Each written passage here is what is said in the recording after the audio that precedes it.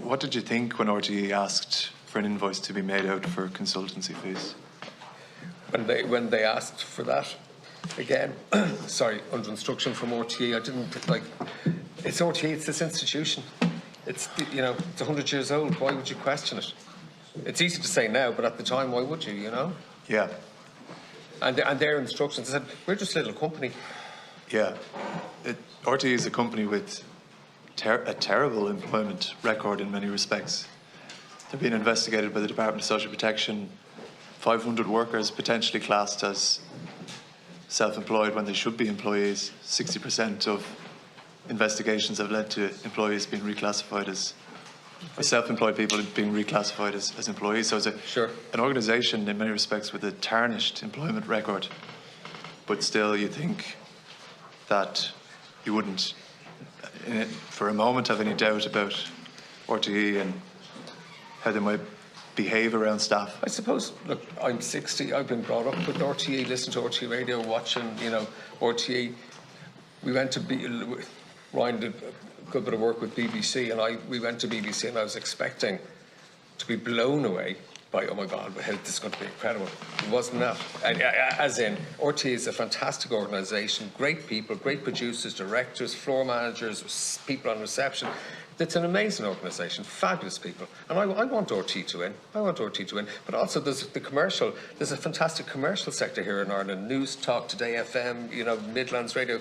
And they survive purely on commercial revenue, purely.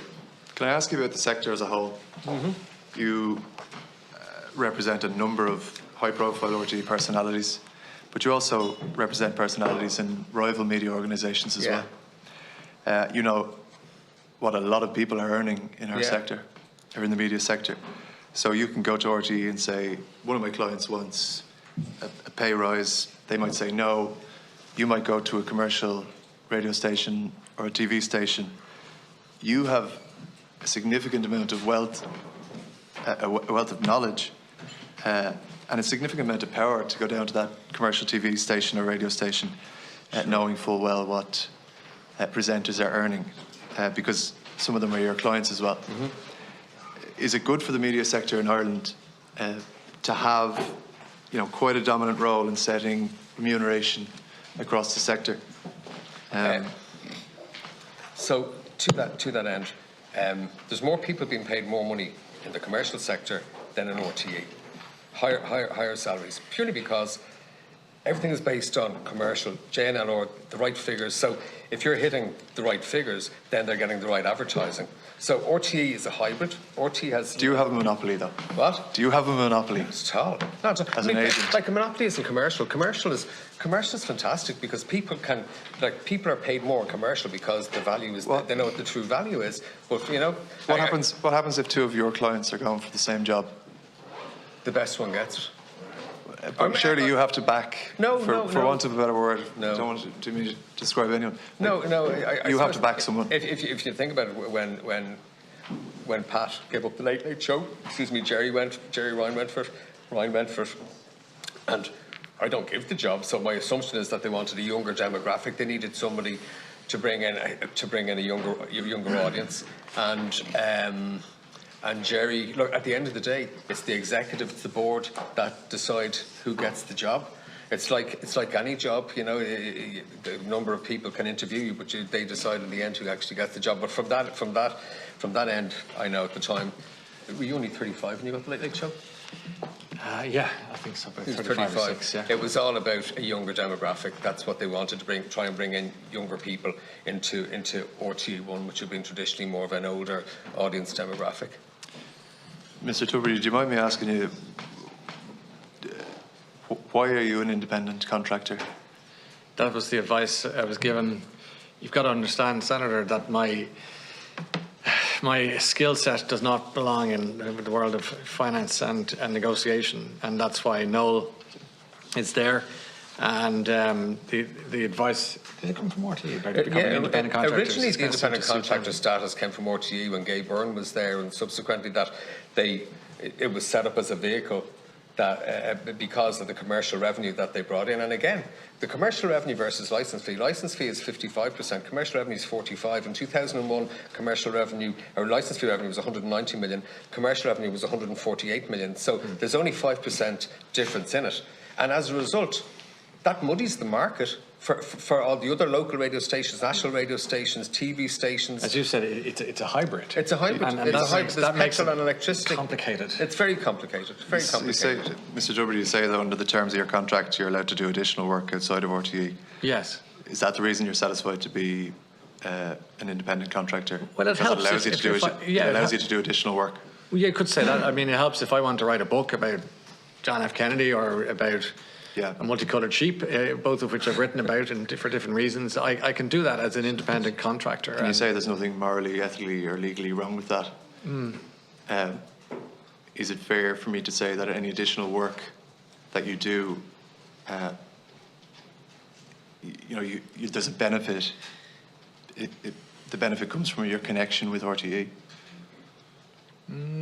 I'd like to think that it's broad. That the appeal is not just the appeal. I mean, you've been there since the age of 12. Yeah, I have. But if HarperCollins asked me to write a history book, does it matter that I work in RT? I don't know. That's for them to answer. I don't want to overstate my value to somewhere. In your opening statement today, and a number of times this morning at PAC, you say that you took a pay cut, and I think to most people out there, a pay cut is where you work the same hours and conditions for less pay. But that's not the case here. In the contract negotiations, in your email, Noel, you state that reduced fees has to reflect the reduced levels of services. Has to reflect a reduced level of services. So in simple terms, that means that you would get paid less, but there would be less work. So can you reasonably call that a pay cut? Yeah. So in relation to reductions, Ryan took a 40% pay cut from 2012. It's 40%. And again, in relation to the Late Late Show, is 9:30 to 11:30. It's supposed to be the hours 9:30 to 11:30, right? Any extra, so I believe the new Late Late, so Ryan did 38 2-hour Late Late shows. I believe the new Late Late Show is 30 shows of an hour and a half. Ryan did 38 shows of 2 to 2.5 hours. So every 15 minutes or 20 minutes is an extra ad slot, more ads, So in the new world, if it finishes at 11 o'clock, it's a different value to the commercial organisation as such. So over the period of those 6 years, there was a 40% pay cut. The contract went from 545 to 440. And over those 6 years, the commercial revenue, and I'm talking about the commercial part, the commercial revenue to RTE, between the Late Late Show, advertising, sponsorship, text 12345 for the viewer's prize, the radio show, was 100 million euros over 6 years. 100 million euros. So, it's a very demanding schedule. Like you're 38 weeks, you can't take any time. You've radio, then you've got that. So you have a little bit of time off during the summer. I know it's a lot of money, and it's not about the amount of money.